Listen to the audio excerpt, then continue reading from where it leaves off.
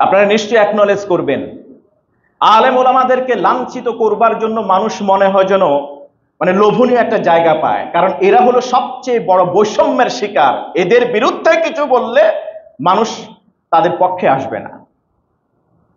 Can you imagine? আমি যা বলছি আপনারা একটু চিন্তা করে দেখেন। এই যে আন্দোলনে মাদ্রাসার ছাত্র কি কম মারা গিয়েছিল? কথা বলেন। এই যে গণ অভ্যুত্থান হলো, এই গণ অভ্যুত্থানে কি মাদ্রাসার ছাত্রদের অংশগ্রহণ ছিল না? মসজিদের ইমামদের অংশগ্রহণ ছিল না? মসজিদের মিম্বরগুলি থেকে কি আওয়াজ তোলা হয় নাই?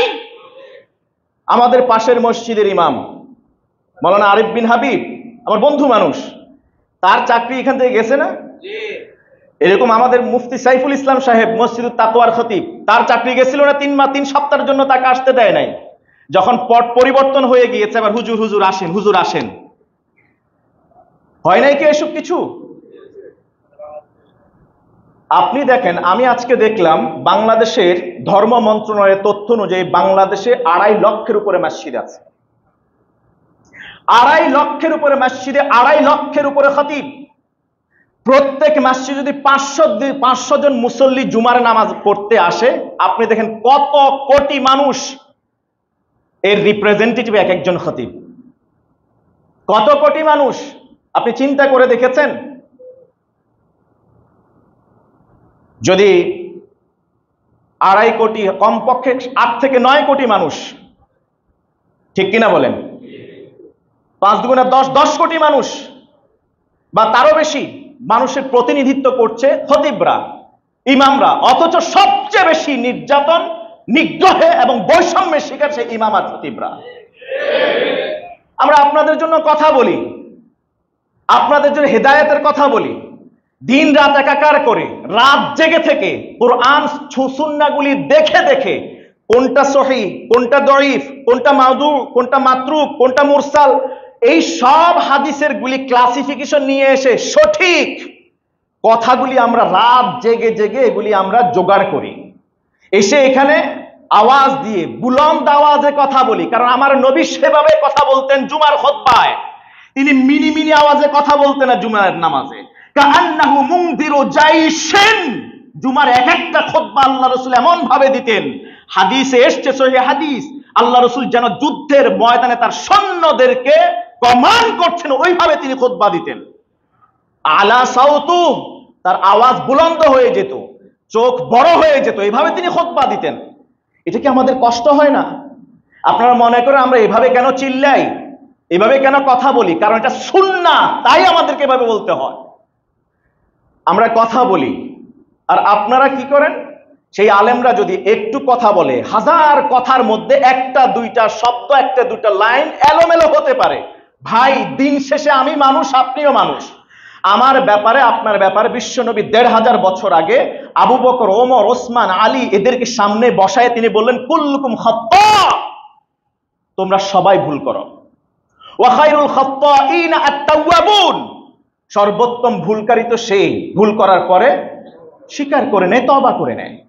ভুল আমাদের হয়, দীর্ঘ 45 মিনিট 40 মিনিট আমরা কথা বলি, এই কথার মধ্যে একটা দুইটা শব্দ চয়নে এলোমেলো হয়ে গেলে এটা নিয়ে আন্দোলন শুরু হয়ে যায় যে আপনি ইমাম মানে কি বলেন তো দেখি। না না না, ঠিক করে বলবেন, বুঝে শুনে বলবেন। ইমাম মানে কি? আপনারা জেনে শুনে বলছেন? ইমাম মানে কি? নেতা নাকি কর্মী? ইমাম মানে কর্মী। যদি ইমাম মানে নেতা হয়, তাহলে নেতাকে কিভাবে আপনি কমান্ড করেন বলেন? একবারও কি ভেবে দেখেছেন? এমন এমন কিছু তির্যক কথা আমাদের কাছে আসে যেগুলো হজম করা কঠিন হয়ে যায়। আল্লাহ রাসূল তো বলেছেন, আল ইমামু দামিন, ইমাম হলো দায়িত্বশীল। ইমাম দায়িত্বশীল, তার দায়িত্বের ব্যাপারে তাকে জিজ্ঞাসিত হতে হবে হাসরের ময়দানে। আমরা খতিবরা, ইমামরা তো আপনাদেরকে জান্নাতের পথের দিকে দিয়ে দিয়েছি, আপনারা জান্নাতে চলে যাবেন, কিন্তু আমাদের কি অবস্থা হবে জানেন? আপনারা জান্নাতের দিকে চলে গেছেন, হয়তো কেউ খবরও নেবেন না হেদায়েতুল্লাহ জান্নাতে গেল কি জাহান্নামে গেল। আমাকে দাঁড় করিয়ে দেয়া হবে, তুই যে এত দীর্ঘ 7 বছর পাইকপাড়ায় খতিবগিরি করছিস, মানুষকে দিনের দাওয়াত দিয়েছিস, কি কি কথা বলেছিস প্রত্যেকটা কথার হিসাব দে। একটা কথা কোরআন সুন্নাহর বাইরে বললে জিভটা টেনে ধরে জাহান্নামের উত্তপ্ত কেচি দিয়ে কেটে ফেলা হবে। সেই ভয়াবহ দৃশ্যের কথা ধারণ করে, আমাদের গন্তব্যের কথা ধারণ করে এরপর আমরা এই দায়িত্বে এসেছি। কেন? আমাদেরকে আল্লাহর রাসূল সাল্লাল্লাহু আলাইহি ওয়াসাল্লাম নবীদের ওয়ারিস বানিয়েছেন। আল উলামা ওয়ারাসাতুল আম্বিয়া লাম ইউওয়াররাসু দিনারান ওয়ালা দিরহামান ইন্নামা ইউওয়াররাসু ইলমা। ইলমের উত্তরাধিকারী বানিয়েছেন, সম্পদ আর দিনার দিরহামের উত্তরাধিকার বানান নাই। ওই ইলম মানুষের মাঝে ছড়িয়ে দেয়া, এটা আমাদের উপর ওয়াজিব, দায়িত্ব। তা'মুরুনা বিল মা'রুফি ওয়া তানহাউনা আনিল মুনকার। সৎ কাজের আদেশ আমরা দিব, অসৎ কাজে আমরা বাধা দিব। আপনারা বুকে হাত দিয়ে বলেন তো, দীর্ঘ 7 বছরে মসজিদে খুতবায় জীবনে কোনোদিন একটা শব্দ বলেছি যে পরস্পরের মধ্যে দ্বন্দ্ব তৈরি হয়? একটা কথা বলেছি যে এক পক্ষকে আরেক পক্ষের উপর উস্কিয়ে দেওয়া হয়? শান্তি বা সাম্য নষ্ট করার জন্য একটা কথা, একটা শব্দ কি বলা হয়েছে? আমাদের দায়িত্ব কি? ওয়া মা আলাইনা ইল্লাল বালাগ। দায়িত্ব হলো কোরআন সুন্নাহর নলেজ আমাদের কাছে থাকবে, সেটা মানুষের কাছে পৌঁছে দেয়া। আর দাওয়াত এবং তাবলীগের কিছু পন্থা আছে, পদ্ধতি আছে। কুল হাদিহি আদউ ইন্নামা আদউ ইলা সাবিলি, আমি আমার পথে মানুষদেরকে ডাকি, আলা বাসীরা, প্রকৃত জ্ঞান কোরআন সুন্নাহর বিশুদ্ধ জ্ঞান অর্জন করেই ডাকি। এটা আল্লাহর নির্দেশ, আল্লাহর রাসূলের নির্দেশ। আর সেখানে সবচেয়ে বড় জালেমের সামনে গেলেও একজন ইমাম, একজন দাঈ আল্লাহ, একজন খতিবের ভূমিকা কি হবে জানেন? ইযহাব ইলা ফিরআউনা ইন্নাহু তাগা। সবচেয়ে বড় জালেম ছিল ফিরআউন। মূসাকে যখন বলা হলো ইযহাব ইলা ফিরআউনা ইন্নাহু তাগা, ফিরআউন তো জালেম হয়েছে, অবাধ্য হয়েছে, আমার সব সিফাতি নাম ছিনিয়ে নিয়েছে, নিজেকে মালিক দাবি করেছে, ইলাহ দাবি করেছে, রব দাবি করেছে। মূসা, তুমি তার কাছে যাও দ্বীনের দাওয়াত নিয়ে। ওয়াকুলা লাহু কাওলান লাইয়িনা, কর্কশ ভাষায় তাকে বলবে না, তাকে বলবে নরম ভাষায়, বিনয়ের সাথে বলবে। আমাদেরকে অনেকে টেক্সট পাঠায়, অনেকেই আমাদেরকে ফোনে বলেন, হুজুর এখন থেকে তো জালাময়ী বক্তব্য হবে, হুজুর এখন থেকে আগের মতো নয়, এখন থেকে জালাময়ী বক্তব্য দিতে হবে, আগের মতো চলবে না, এখন নতুন দেশ, নতুন সম্ভাবনা, নতুন ভাবে আপনি খুতবা দিবেন, এখন আর কাউকে ভয় পাওয়ার দরকার নাই। ভাই, আমি দায়িত্ব নিয়ে বলি, ইতিপূর্বে আমি কাউকে ভয় পেয়ে জুমারে এই জায়গায় কথা বলি নাই। কোরআন সুন্নাহর কথা বলতে কখনো কাউকে ভয় পেয়ে বলি নাই, কারণ কোরআন সুন্নাহর কথা বলতে আমি দুনিয়াকে নয় আখিরাতকে প্রাধান্য দেই। মনে রাখবেন, দুনিয়ায় কয়দিন আমাকে বাঁচায় রাখবেন আপনি? আমি তো ওই যে হিসাব কাউন্ট করে বলেছি, 1 মিনিট 58 সেকেন্ড সময়ের জন্য পৃথিবীতে এসেছি আমরা সবাই। কত সেকেন্ডের জন্য? 1 মিনিট 58 সেকেন্ড। আখিরাতের একদিনের তুলনায় এই পৃথিবীতে আমাদের অবস্থান সর্বোচ্চ যে হায়াত পাবে 1 মিনিট 58 সেকেন্ড। এর আগেও আমার অস্তিত্ব ছিল না, লাম ইয়াকুন শাইআম মাযকুরা, এর পরে আমার কোনো অস্তিত্ব থাকবে না, সবাই আমাকে ভুলে যাবে। ভুলে যায় না ভাই? এই যে বঙ্গবন্ধু শেখ মুজিবুর রহমান, এই যে জাতির পিতা, জাতির জনক, 15 আগস্ট, এগুলি আসলে বিশাল পত্রিকায় পুরা হেডলাইন, 2-3 পেজ নিয়ে কথা বলা হইতো, ছাপা হইতো। মসজিদে যদি জাতির জনক বলতে, জাতির পিতা বলতে যদি ভুল করে বা জাতির জনক বলে, জাতির পিতা বলে নাই, জাতির জনক বলছে, তাও চাকরি গেছে। আপনারা কি অস্বীকার করবেন? তো 15 আগস্ট আরেকটা গেছে ভাই, 15 আগস্ট আরেকটা গিয়েছে। কয়টা পত্রিকায় হেডলাইন হয়েছে বলেন? হয়েছে কি? কেউ মনে রাখে না, কেউ মনে রাখে না, কেউ মনে রাখে না, আপনাকে কেউ মনে রাখবে না। সাধারণ স্বার্থ, তুচ্ছ স্বার্থ সিদ্ধি হয়ে গেলে বিশ্বাস করেন, ওই যে সকাল বেলার পত্রিকার মূল্য থাকে 20 টাকা, সন্ধ্যাবেলা এটা কেজি দরেও মানুষ কিনতে চায় না। এটাই বাস্তবতা। আপনি দেখেন না, এই যে বিচারপতি, তিনিও তো অ্যারেস্ট হয়েছেন, তারপরে সাথে আরো একজন আছেন। এটা সত্য কি মিথ্যা জানি না, আল্লাহ ভালো জানেন।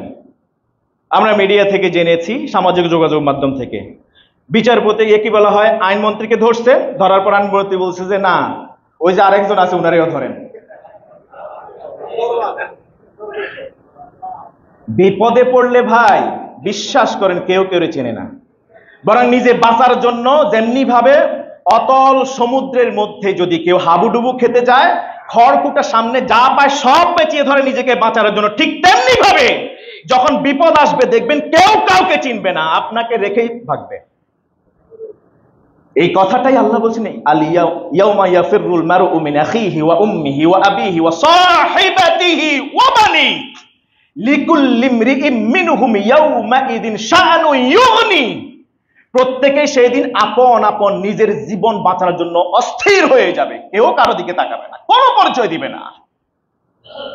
দিস ইজ দি রিয়ালিটি ভাই, দিস ইজ দ্য রিয়ালিটি। শুধুমাত্র কারা পরিচয় দিবে জানেন? ইল্লাল মুত্তাকিন, যারা তাকওয়ার উপরে নিজের জীবনটা পরিচালনা করেছে। এই ছাড়া আর কেউ আপনাকে পরিচয় দিবে না। আপনার বাবার যদি তাকওয়া না থাকে, মায়ের যদি তাকওয়া না থাকে, মা বাবা আপনাকে পরিচয় দিবে না। কিন্তু মসজিদের মুয়াজ্জিন, তার তাকওয়া যদি থাকে, আল্লাহর শপথ নিয়ে বলছি, দায়িত্ব নিয়ে বলছি, একজন হাফেজ, একজন আলেম, সে তো আল্লাহ রাসূলের অনুমোদনের পর, সুপারিশের পর একজন আলেম পুরো একটা কওমকে সুপারিশ করে জান্নাতে নিয়ে যেতে পারবে। সে আলেমদের বিরুদ্ধে আচরণ করে। সবচেয়ে বড় কষ্টের হলো নিরপরাধ যাদের জীবন, আমরা যে স্লোগানে বলি ফুলের মতো পবিত্র, এরকম ফুলের মতো পবিত্র মানুষগুলোর জীবনকে কলঙ্কিত করবার জন্য নারী কেলেঙ্কারির মতো ড্রামাও তৈরি করা হয়। এটা হলো ফেরাউনিক, কারুনিক একটা চরিত্র। ওই যে কারুনের কথা বলছিলাম, যখন মূসা আলাইহিস সালাম বললেন যে মান জানা রুজিম, যে ব্যক্তি ব্যভিচার করবে তাকে পাথর মেরে হত্যা করা হবে, মূসা আলাইহিস সালাম কথা বললেন। এর আগেই মূসা কারুনকে বললেন তোমার সম্পদের এত এত যাকাত দিতে হবে। কারুন দিবে না। এখন কৌশল, কিভাবে নিজের সম্পদ কুক্ষিগত করে রাখতে পারি, অন্য সম্পদ না দিয়ে নিজের কাছে রেখে দিতে পারি। কারণ এবার টাকার লোভে অন্যদেরকে কাছে ডাকলো। আমাদের এমন কিছু একটা করা উচিত, এই ঘটনা বানোয়াট নয়, সহিহ বুখারীর ফাথুল বারী ইবনু হাজার আল আসকালানী রাহিমাহুল্লাহ তার ব্যাখ্যা গ্রন্থে এই ঘটনা লিখেছেন। ইবনু আবি হাতিম সহিহ সনদে তার গ্রন্থে, হাদিসের গ্রন্থে এটা নকল করেছেন।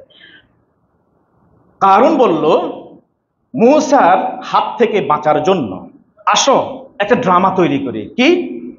মূসা এই যে একটু আগে বললো না সবার সামনে, মান জানা রুজিম, যে ব্যভিচার করবে তাকে পাথর মেরে হত্যা করা হবে। মূসার হাত থেকে বাঁচা সহজ না, সাধারণ মানুষগুলি তার পক্ষে আছে। আসো এবার আমরা একটা ড্রামা বা নাটক তৈরি করি। কি?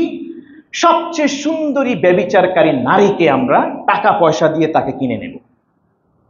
তাকে বলবো যে তুমি যখন মূসা সবার সামনে ঘোষণা দিবে যেই ব্যক্তি ব্যভিচার করবে তাকে পাথর মেরে হত্যা করা হবে, তখন তুমি বলবে যে মূসা আমার সাথে ব্যভিচার করেছে, এই যে দেখো আমার পেটে বাচ্চা। তখন তো আর এরকম আল্ট্রাসাউন্ড করার ব্যবস্থা ছিল না যে তাৎক্ষণিক ডিএনএ টেস্ট করে বের করে ফেলবে এটা কার বাচ্চা। মূসা আলাইহিস সালাম বক্তব্য দিতে শুরু করলেন। ওই পয়েন্টে আসার পর ওই মহিলা দাঁড়িয়ে বলল যে আমার কথা আছে, যে মূসা আমার সাথে ব্যভিচার করছে। নাউজুবিল্লাহ বলেন। মূসা তো এবার কি করবেন, অবাক হয়ে গেলেন, লাঞ্ছিত হলেন, অপমানিত হলেন। আল্লাহর নবীকে পর্যন্ত নারী কেলেঙ্কারি এই নাটক সাজিয়ে ফাঁসিয়ে দিতে বিন্দু চিন্তা করলো না। মূসা আলাইহিস সালামের কাছে ওহী আসলো, মূসা আমি জমিনকে নির্দেশ দিয়েছি, এই জমিনে যত প্রাণী বিচরণ করছে এই মুহূর্তে সবাই তোমার ইশারায় চলবে। সুবহানাল্লাহ বলেন। এই নির্দেশ কার? মূসা আলাইহিস সালাম মাথা উঠায়ে বললেন, মহিলার দিকে, ব্যভিচারকারী নারীর দিকে তাকিয়ে বললেন, বলো দেখি সত্যিকার অর্থে বলো তোমার সাথে কে ব্যভিচার করেছে। মহিলা বলল, আমার সাথে যে ব্যভিচার করেছে তাকে অলরেডি কারুনের দলবল মেরে ফেলেছে। ফাখাররা মূসা সাজিদা, মুসা তখন সিজদায় লুটে পড়লেন। সুবহানাল্লাহ। আমাদের হলো কি, আমরা নিরপরাধ নিষ্কলুষ পুত পবিত্র যার জীবন বিশ্বনবীর আদর্শে সাজানো মানুষকে যুগের পর যুগ ধরে 50 বছর ধরে এই বাংলা বা সারা বিশ্বের জমিনে দিনের দাওয়াত দিয়েছে, তার বিপক্ষে যখন কথা বলা হয়েছে, এটা ড্রামা নাটক তৈরি করে দেয়া হয়েছে, তখন আমরা সবাই কাদা ছুটতে শুরু করলাম। এটা কেন যেন সহিহ বুখারীর ওই হাদিস, ওই ঘটনার মতো, সাহেবে জুরাইজের মতো। ভুলে গেছেন কি? সাহেবে জুরাইজের সাথে তার মা দেখা করতে এসেছে 3 বার। তিনি নামাজে দাঁড়ানো মানুষ, সুবহানাল্লাহ, আল্লাহর গোলামি ছাড়া কিচ্ছু বুঝেন না। মা 3 বার পর পর আসলেন, আসার পরে মা বললেন, আমি তোমার সাথে কথা বলতে চাই। সাহেবে জুরাইজ বললেন, ইয়া রাব্বি আম উম্মি আম সালাতি, ইয়া রাব্বি উম্মি আম সালাতি, আল্লাহ এখন আমি কি করব? আম্মা আসছে, ডাকতেছে, আমি তো নামাজে দাঁড়াইছি, তোমার সাথে কথা বলছি, এখন কাকে প্রায়োরিটি দিব? তোমাকে নামাজ কন্টিনিউ করব নাকি মাকে? নিজে নিজে ইস্তেহাদ করলেন যে ঠিক আছে মাকে একটু পরে। মা 3য় বার বিক্ষুব্ধ হয়ে কষ্ট পেয়ে বললেন, আল্লাহুম্মা লা তুমিতু হাত্তা তারিয়া ওয়াজহাল মুমিসাত, আল্লাহ সাহেবে জুরাইজের ততক্ষণ পর্যন্ত মৃত্যু দিও না যতক্ষণ সে কোনো ব্যভিচার নারীর মুখোমুখি না হয়। এটা একটা বদদোয়া। মা যে কোনো দোয়া করুক, এটা বুলেটের চেয়ে অনেক মারাত্মক অস্ত্র। পক্ষে দোয়া করলেও কবুল হয়, বিপক্ষে দোয়া বদদোয়া করলেও তাৎক্ষণিক কবুল হয়ে যায়। মা দোয়া কবুল হয়ে গিয়েছে। ওই একই রকম ড্রামা সেখানে তৈরি করা হলো, এক নারীকে দিয়ে বলানো হলো সমাজের মানুষের কাছে, এই যে সাহেবে জুরাইজ এই যে লোকালয়ের বাইরে গিয়ে ঘর তৈরি করছে, কি করছে এখানে জানো? বসে বসে দিনের বেলায় সে ইবাদত করে, তাআব্বুদি করে, আর রাতের বেলায় ওই যে সবচেয়ে সুন্দরী নারীর সাথে একসাথে থাকে। পারলে তাকে ডেকে এনে জিজ্ঞেস করো।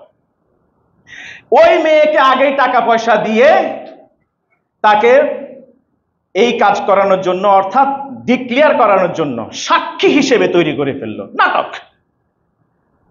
মহিলা যখন বলল, হ্যাঁ আমার সাথে এই সাহেবে জুরাইজ এখানেই ব্যভিচার করেছে, আমি এখন গর্ভবতী, এই যে আমার সন্তানও হবে। নাউজুবিল্লাহ বলেন। সহিহ বুখারীর হাদিস থেকে বলছি। এই কথা শোনার পর এতদিনের ইবাদত, এত ভালো চরিত্রের মানুষের ইতোপূর্বে সবকিছু ভুলে গেছে মানুষ, জনগণ এসে তার জামা ছিঁড়ে ফেললো, ঘরটা ভেঙে দিল, মারধর করলো, সমাজ থেকে তাড়িয়ে দিল। এমনটাই তো হয়।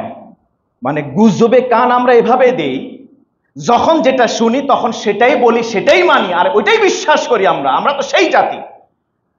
পরবর্তীতে ঘটনা কি ঘটলো? ব্যাস 3 জন মানুষকে আল্লাহ তাআলা, 3টা শিশুকে মায়ের কোলে থাকা অবস্থায়, দুগ্ধপানরত অবস্থায় কথা বলার অধিকার দিয়েছিলেন। সুবহানাল্লাহ। সাহেবে জুরাইজের ব্যাপারে যেই নারী ব্যভিচারের অভিযোগ এনেছিল, সেই সন্তান ভূমিষ্ঠ হওয়ার পর ওই সন্তানকে আঙ্গুল দিয়ে ইশারা করে আল্লাহর নির্দেশে বলতে বলা হলো, সন্তান তুমি বলো তোমার মায়ের সাথে কে ব্যভিচার করেছে, তোমার বাবা কে? মুখের আওয়াজ খুলে দিলেন কে? আল্লাহ। ওই সন্তান কথা বলতে জানতো না, ঈসা আলাইহিস সালামের মতো সন্তানের জবান আল্লাহ খুলে দিলেন। সন্তান সাথে সাথে বলল, আমার মায়ের সাথে ব্যভিচার করেছে ওই রাখাল, যেই রাখাল এখনো আছে তার নাম অমুক, ওই মা একসাথে থেকেছিল, আর আমার বাবা হলো সেই রাখাল। সুবহানাল্লাহ। তখন এবারে সবাই এসে আবার আগের ঘর তৈরি করে দিল। এবার বলতেছে, না আপনার উপর জুলুম হয়েছে, অত্যাচার হয়েছে, মাটির তৈরি ঘর ছিল, আমরা এটাকে স্বর্ণ দিয়ে মোড়াই দিতে চাই। বিশ্বাস না হলে সহিহ বুখারীর হাদিস খুলে দেখেন, স্বর্ণ দিয়ে তৈরি করে দিতে চাই। আল্লাহর ওলিদেরকে কি সম্পদ দিয়ে কেনা যায়? টাকা পয়সা দিয়ে কেনা যায়? কত লোভনীয় অফার দিয়েছে, শুধু একবার এই কথা বলো তাহলে তোমাকে ক্ষমতা দিব, কর্তৃত্ব দিব, সম্পদের অর্ধেক বানায় দিব। আছে না এরকম? বিক্রি হয়েছেন? প্রকৃত আলেমরা কখনো বিক্রি হয় না। আমি যেটা বলছি যে মৌলিক 3টি অধিকারের ক্ষেত্রে কখনো বিনয়ের সাথে বলি, কারো উপর জুলুম করবেন না, কারো জান নিয়ে ছিনিমিনি খেলবেন না, কারো সম্পদ অন্যায় ভাবে নিয়ে নেবেন না, কারো ইজ্জত সম্ভ্রম সম্মানে কখনো আঘাত হানবেন না। এটা হয়ে যায় কখন? যখন একে তো মানুষ জালেম হয়, দ্বিতীয়ত হয় মানুষ অহংকারী। অহংকার যখন এই চরিত্র যুক্ত হয় জালেমের সাথে, তখন সে আর মানুষকে মানুষ মনে করে, সে নিজেকে মানুষ মনে করে, খোদার আসনে নিজেকে দাবি করে। যেই ব্যক্তি, আচ্ছা অহংকার কার চাদর? কথা বলেন, অহংকার করার একচ্ছত্র মালিকানা কার? আল্লাহ সুবহানাহু ওয়া তাআলা। নবীজি সাল্লাল্লাহু আলাইহি ওয়াসাল্লাম তিনি তো বলেছেন, অহংকারী ব্যক্তি হেদায়েত তার কপালে জুটে না। অহংকারী ব্যক্তি দুনিয়ার নিয়ামত থেকে বঞ্চিত হয়, আযাব পাওয়ার উপযুক্ত হয়ে যায়। অহংকারী ব্যক্তিকে আল্লাহ তাআলা এই দুনিয়াতে লাঞ্ছিত করবেন, বড় যদি হয়ে থাকে তাকে ছোট করে পৃথিবীতে আল্লাহ তাআলা লাঞ্ছনার জীবন দিবেন। এবং অহংকারী ব্যক্তির জীবনে তওবা কবুল হয় না। অহংকারী ব্যক্তির জীবনে তওবা কবুল হয়। এই ঘটনা দিয়ে আমি আমার আলোচনা শেষ করছি। ইবলিস আল্লাহর আদেশ অমান্য করেছিল, আদম আল্লাহর আদেশ কথা বলে না অমান্য করছে কি করে নাই? এই জন্যই তো আদম আলাইহিস সালাম হাসরের ময়দানে সবাই যখন তার কাছে যাবে সুপারিশ করার জন্য, তিনি বলবেন লাস্তুলাহা, এটা আমি পারবো না, কারণ আমি অলরেডি আল্লাহর একটা আদেশ, যদি আল্লাহ আমাকে আজকে পাকড়াও করে বসেন। এটাই কারণ হাদিসে এসছে, এই জন্য তিনি সুপারিশ করবেন না। আদমকে বলা হলো গাছের কাছে যেও না, গেছেন কি যান নাই? ইবলিসকে বলা হলো সেজদা করো, ইবলিস করে আবা ওয়াস্তাকবার। আদম আলাইহিস সালাম কি ক্ষমা পেয়েছেন কি পান নাই? ইবলিস কি ক্ষমা পাইছেন কি পান নাই? কেন? সে ক্ষমা চাইনি। কারণ এই হাদিসের ব্যাখ্যায় মুখতাসারু মিনহাজিল কাসিদিন এই গ্রন্থে ইবনে কুদামা তার 271তম পৃষ্ঠায় তার রহস্য লিখেছেন বিস্তারিত। আমি সংক্ষেপে বলছি। যেহেতু আদম আলাইহিস সালাম মাটির মানুষ, আদম আলাইহিস সালাম আল্লাহর গোলাম, তিনি সবচেয়ে বিনয়ী মানুষ ছিলেন, বিধায় অপরাধ করার পরে স্বীকৃতি দিয়েছেন, স্বীকার করেছেন, অনুতপ্ত হয়েছেন। রব্বানা যালামনা আনফুসানা ওয়া ইল্লাম ওয়া তারহামনা লানাকুনান্না মিনাল, আল্লাহ তাআলা ক্ষমা করে দিয়েছেন। তিনি অনুতপ্ত হয়েছেন কারণ তার অহংকার ছিল না। ইবলিসকে বলা হয়েছিল কেন সেজদা করলে না যাকে আমি নিজের হাতে বানাইছি? তিনি বলেন খালাকতাহু মিন তিন, খালাকতাহু মিন তিন ওয়া খালাকতানি মিন নার, আমাকে আগুন দিয়ে বানাইছো, তাকে মাটি দিয়ে। এই যে যুক্তি দিল, এটা তার অহংকার। এখানে জ্ঞানের অহংকার দেখাইলো সে যুক্তি, এবং যুক্তি কিন্তু মিথ্যা না, সঠিক যুক্তি দিয়েছে। যুক্তি দেওয়ার পরে অহংকার দেখালো। এই জন্য পরবর্তীতে যত নবী এবং সর্বশেষ রাসূল করিম সাল্লাল্লাহু আলাইহি ওয়াসাল্লাম যখন এই পৃথিবী থেকে বিদায় নিলেন, তখন ইবলিস চিৎকার করে কেঁদেছিল। বলা হয়ে থাকে ওমর ইবনুল খাত্তাব তাকে জিজ্ঞেস করেছিলেন, কেন তুমি কান্নাকাটি করেছো?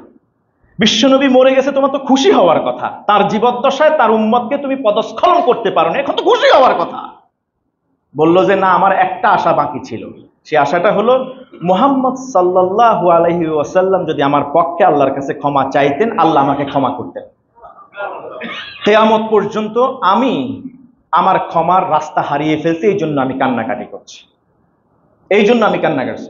ইবলিস অপরাধ করেছিল, তার ক্ষমা নসিব হয় নাই, বরং সে অভিশপ্ত হলো এবং জাহান্নামে যাবে। সবচেয়ে বড় আবেদ ইবাদতকারী এই ইবলিস যাবে জাহান্নামের সর্বনিম্ন স্তরে। আল্লাহ তাআলা আমাদের বুঝার তৌফিক দান করুন।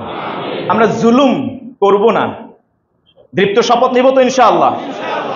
কখনো কখনো জালেম মাজলুম হতে হতে নিজেই আবার জালেম হয়ে যায়, জালেম মাজলুম হতে হতে আবার নিজেই আবার জালেমের ভূমিকায় চলে যায়। অত্যাচারিত হতে হতে হতে হতে এখন হঠাৎ করে ক্ষমতা পাইছে, সময় পাইছে, সুযোগ পাইছে, এবার আর তারে থামায় কে? কোরআনের ভার্ডিক্ট আমি আমার ফেসবুকে দিয়েছি গতকালকে। যদি আপনি কিসাস নেন, বদলা নেন, কতটুকু নেবেন? মিসলা মা উকিবিতুম বিহি, মিসলা মা তাদাউ বিহি। যতটুকু আপনার উপর চড়াও হয়েছে, যতটুকু আপনার ক্ষতি করেছে, যতটুকু আপনার উপর জুলুম করেছে, আপনার অধিকার শুধুমাত্র ততটুকুই গ্রহণ করা। একেবারে চুল পরিমাণ যদি বেশি হয়ে যায়, আবার ময়দানে মাহশারে আপনাকে সেটার জবাবদিহি করতে হবে। এই জন্য সাবধান। সবচেয়ে বড় পন্থা মাধ্যম হলো ক্ষমা করে দেওয়া। সবচেয়ে বড় মাধ্যম হলো ক্ষমা। আজকে আমি বহু জুমায় বলছি, আপনি এখন বুকে হাত দিয়ে বলেন যে আল্লাহ আমার উপর যারা জুলুম করেছে, আমি এই মুহূর্তে তোমাকে সাক্ষী রেখে বলছি আমি ক্ষমা করে দিলাম। এটা বলতে দেরি, আল্লাহর শপথ করে বলি, দায়িত্ব নিয়ে আবার বলছি, তাৎক্ষণিক আল্লাহ তাআলা আপনার জীবনের সব গুনাহ ক্ষমা করবেন, জান্নাত আপনার জন্য ওয়াজিব হয়ে যাবে। আমরা পারবো তো ইনশাআল্লাহ? পারস্পরিক সম্প্রীতি সৌহার্দ্য বজায় রেখে এই সমাজে আগামী বাংলাদেশটা সুন্দর করে আমরা সবাই মিলে একসাথে গড়ে তুলবো। পারবো তো ইনশাআল্লাহ? অহংকার করব না, অহংকারের বশবর্তী হয়ে এমন কোনো আচরণ করব না যেটা আল্লাহর চাদর টানাটানির শামিল হয়। কারো উপরে কোনো ধরনের জুলুম আমরা করব না। জালেমদেরকে আল্লাহ তাআলা শাস্তি দিয়েছেন, আরো দেবেন। মাজলুমকে আল্লাহ তাআলা সবসময় হেফাজত করবেন, তাদের উপর আল্লাহর রহমত কিয়ামত পর্যন্ত থাকবে। আল্লাহ তাআলা আমাদেরকে রহমতের ছায়ায় আশ্রয় দিন, সকল বলেন আমিন। সুবহানাকাল্লাহুম্মা ওয়া বিহামদিকা আশহাদু আল্লা ইলাহা ইল্লা আনতা আস্তাগফিরুকা ওয়া আতুবু ইলাইক। ওয়াসসালামু আলাইকুম ওয়া রাহমাতুল্লাহি ওয়া বারাকাতুহু।